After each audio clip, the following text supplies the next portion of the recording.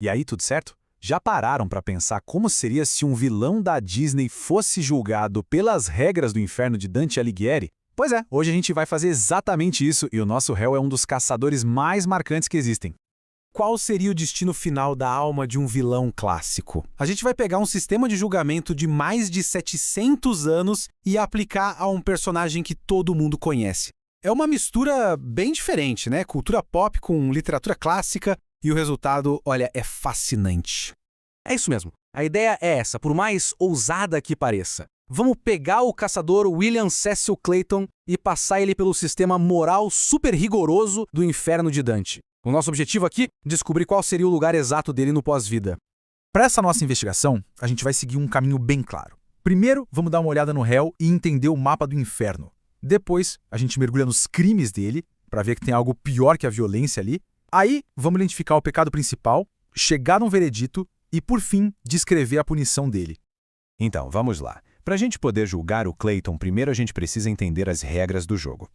O inferno de Dante não é só um lugar de caos e fogo, não. Ele tem uma estrutura moral incrivelmente bem organizada, onde cada pecado tem seu lugar e seu castigo específico.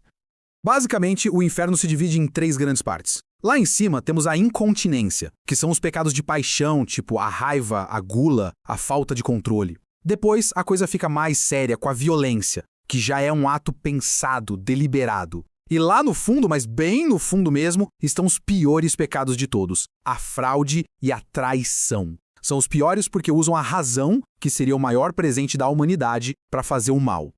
E agora vem o pulo do gato. A gente poderia pensar que o crime que define o Clayton é o assassinato do Kershak, certo? Mas no sistema de Dante a história é bem mais complexa. Os atos violentos dele, na verdade, escondem uma maldade muito, mas muito mais profunda. Isso aqui mostra perfeitamente a lógica do Dante. A violência para o Clayton não é o objetivo final. Ele não mata por prazer de matar. Ele mata para conseguir o que ele quer, que é um esquema fraudulento. E para o Dante, usar a violência como um meio para a fraude é teologicamente muito pior do que a brutalidade pura e simples. 300 libras. É isso. A vida dos gorilas, a segurança de todo mundo na expedição, tudo se resume a esse número. Isso prova que a raiz das ações dele não é a raiva, não é a paixão, é o cálculo frio da ganância. E é esse pecado que o joga cada vez mais fundo no inferno. É exatamente aqui que o destino do Clayton é selado. A ganância já o coloca lá embaixo, mas o que define o lugar exato dele é a diferença, que parece sutil, mas é gigantesca, entre enganar um desconhecido e trair alguém que confia em você.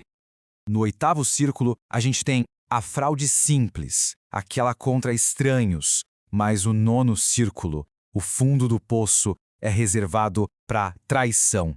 E esse é o pecado de quebrar um laço especial de confiança, seja com a família, um convidado ou, no caso dele, um empregador. E aqui está a prova definitiva. O Clayton não somente. Ele usa o amor que o Tarzan sente pela Jane como uma arma. Ele pega a confiança, a hospitalidade que recebeu e transforma numa alavanca para sua armadilha. Isso não é uma fraude qualquer, é uma traição da mais íntima possível. E a lista, olha, é longa. O Clayton foi contratado para proteger os Porter e ele os traiu. Ele se colocou sob a autoridade do capitão do navio e liderou um motim. Ele aceitou ser recebido por Tarzan e usou isso para tentar escravizar a família dele. Cada ato é uma quebra consciente de um laço de confiança. Bom, com todas essas provas na mesa, o veredito fica meio inevitável, né? A jornada do Clayton não para nos círculos da violência ou da fraude simples. A alma dele vai afundando até chegar no nível do seu pecado mais pesado, a traição. Olha só o percurso completo dele. O Clayton passa direto pelos círculos da incontinência e da violência, porque a maldade dele é calculada, intelectual. Ele passa até pelo círculo da fraude simples, porque as vítimas dele não eram estranhos, eram pessoas a quem ele devia lealdade.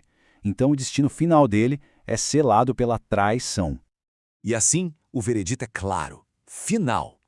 William Cecil Clayton pertence à Judeca, a área mais profunda do 9º círculo do inferno, aquela reservada para os traidores de seus mestres e benfeitores. Mas calma, a condenação não é o fim da história. No inferno de Dante, a punição é tão importante quanto o crime. E para o Clayton, a justiça é terrivelmente poética, é perfeitamente irônica. O princípio que rege tudo isso é o contrapasso. A ideia é que a punição tem que conversar com o pecado. Para o Clayton, um homem de uma maldade fria, calculista, o cenário é um lago congelado, o ponto mais distante do calor e da luz de Deus. E as ironias aqui são perfeitas. O caçador que se movia com tanta agilidade agora está completamente imóvel.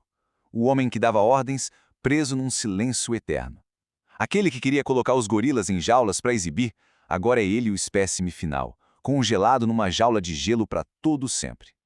Essa descrição resume bem o fim dele. Totalmente submerso no gelo, visível só como um borrão, ele se torna um monumento silencioso da sua própria traição, para sempre na presença daquele mal supremo que ele mesmo escolheu servir. E isso tudo deixa uma pergunta no ar para a gente pensar. Se a gente aplicar essa mesma lógica de 700 anos, que outro personagem da ficção moderna acabaria encontrando seu lugar nesse gelo eterno de Judeca? Fica aí a reflexão.